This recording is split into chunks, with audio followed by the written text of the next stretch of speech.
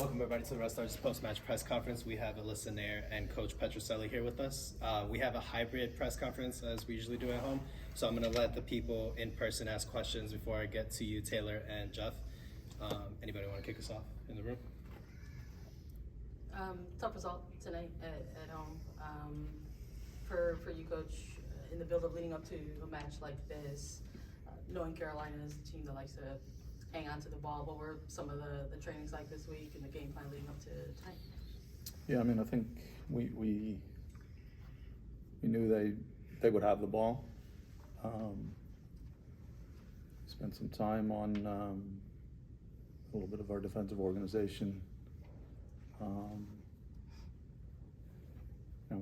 Again, I've said this before, I'll say it again, like the issue looks like it's a problem in the back because of the number of goals that are scored, but we couldn't keep the ball up front, and that led to a lot of pressure on our backs. And so, every day in training we're working on trying to keep the ball. I mean, that's an everyday thing, but obviously it didn't work for us tonight. Anybody else in the room? Zachary? Coach, just during the second half, it really looked as though you all were able to crash the net a little bit more, take some more shots, and some really good shots that could have turned into goals. I was just wondering, what were some of the things that you said to the team at halftime in terms of just being able to generate more power on offense? Well, I mean, first of all, we had nothing to lose, and I mean, we had a choice at halftime, right? We could sit in deep and just try to not get beat too bad, or we could come out and try to get back in the game, and so we set up our team a little bit more aggressively and went with the idea of trying to score, and we didn't, and giving up an early one in the second half hurt, but we were more aggressive, I would say. Some of the guys who came off the bench, I thought, brought a little bit of life into our team. And so there were some signs, some good signs in the second half. Coach, I know we've been through this before a few weeks ago when you ran into some problems, giving up a lot of goals. You see a little spark in the second half, but what can be done to change what we're seeing, to get more aggressive, to get more chances up on top? Yeah, I mean, there's really just two choices, right? You change the players, or you change the way that you're playing, right? And we can set the team up a little more attack-oriented. We could put maybe more attacking players on, but we did that early in the year, and we gave up goals as well. So the solutions are we're trying. We're trying different things. We're looking at different combinations of players. We're looking at different systems, and all of that. We're going through it the best that we can.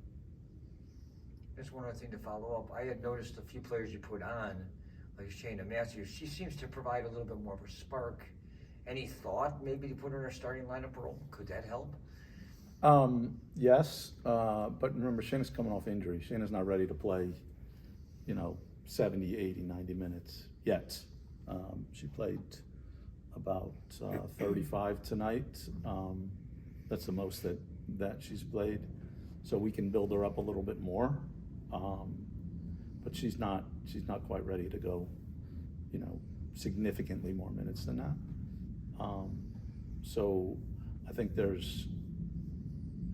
I see what you see for sure. And we're trying to build her up some. Alyssa,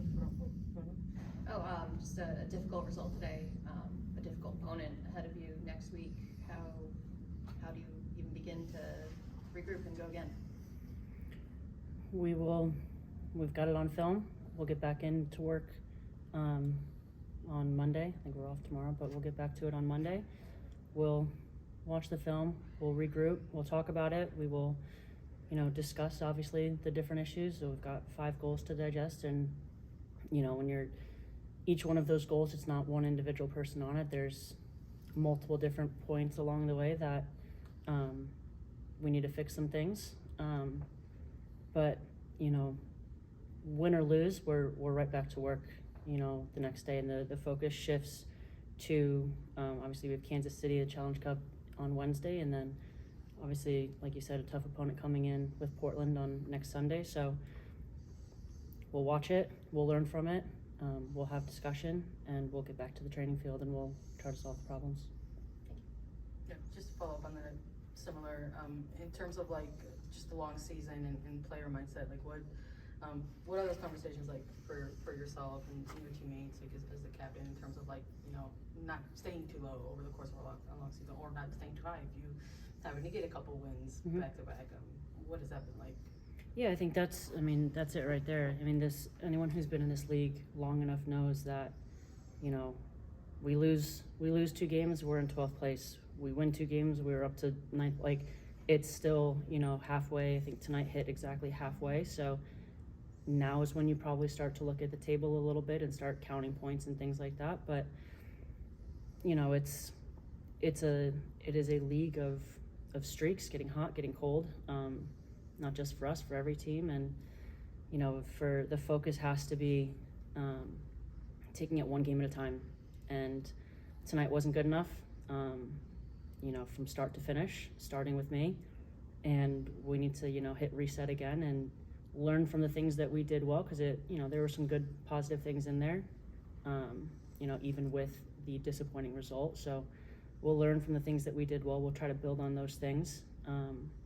And then we'll try to, you know, digest and you know, talk about the things that didn't go well. And, you know, can't dwell on it. You know, it's obviously frustrating. It's obviously disappointing, especially at home. You never want to give up 5 goals. You never want to lose. But it's a long season. We're still attacking it one day at a time. And maybe something just a little on the field kind of related. Tonight was the Pride match. On the horizon is the Juneteenth match for the club to celebrate. Why is it important for the club and the franchise to celebrate these types of moments? And as a player or coach, why is it important to buy into these theme nights? You know, I think it's important to, you know, as individuals, as a collective, as a group, it's, you know, the respect that we show one another, the respect that we show, you know, everybody around us, whether it's people in the locker room, people outside the locker room, in the stands, just people you pass by on the street. How we treat people and how we celebrate people matters, and it's important, and respect is important. And I think that's what you see in these types of games, and these types of, you know, points of emphasis, or points of, you know, different celebrations of nights. Yeah, I think our club does a really good job with these things, and I think the club is really working hard, you know, to try to welcome everyone and embrace everyone.